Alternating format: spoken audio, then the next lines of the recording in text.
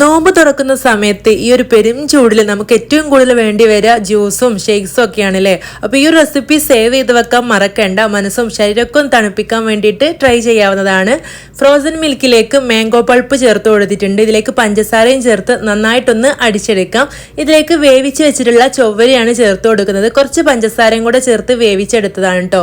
നല്ല പോലെ മിക്സ് ചെയ്ത് നന്നായിട്ട് തണുപ്പിച്ച് നോമ്പ് തുറക്കുന്ന സമയത്ത് കഴിക്കാം കേട്ടോ. നല്ല ടേസ്റ്റ് ആണ്. അപ്പൊ ഞാൻ ഇതിലേക്ക് ഉപയോഗിച്ചിട്ടുള്ളത് ട്രൂ ഫ്രൂട്ടിന്റെ മാംഗോ ബ്ലെൻഡ്സ് ആണ് കേട്ടോ. എല്ലാ ഫ്രൂട്ടിന്റെയും ഫ്രൂട്ട് ബ്ലെൻഡ്സ് നമുക്ക് അവൈലബിൾ ആണ്. ഞാനിവിടെ സ്ട്രോബെറിയും ടെൻഡർ കോക്കനറ്റും അതുപോലെ മാംഗോ ആണ് കേട്ടോ വാങ്ങിച്ചിട്ടുള്ളത്. അപ്പൊ നോമ്പിന് നമുക്കിത് വാങ്ങിച്ച് വെക്കുകയാണെങ്കിൽ നമുക്ക് ഫ്രൂട്ട്സ് ഒന്നും കട്ട് ചെയ്ത് കഷ്ടപ്പെടേണ്ട. 1-2 സ്കൂപ്പ് ഒഴിച്ചു കൊടുത്തിട്ടുണ്ടെങ്കിൽ തന്നെ വീട്ടിലുള്ള എല്ലാവർക്കും ഡ്രിങ്ക്സ് റെഡിയാക്കി എടുക്കാം കേട്ടോ. ജ്യൂസ് ആയിട്ടും ഡെസേർട്ടൊക്കെ ആയിട്ട് നമുക്ക് ഈ ഒരു ഫ്രൂട്ട്സിന്റെ ബ്ലെൻഡ്സ് വെച്ചിട്ട് ഉണ്ടാക്കി എടുക്കാവുന്നതാണ്.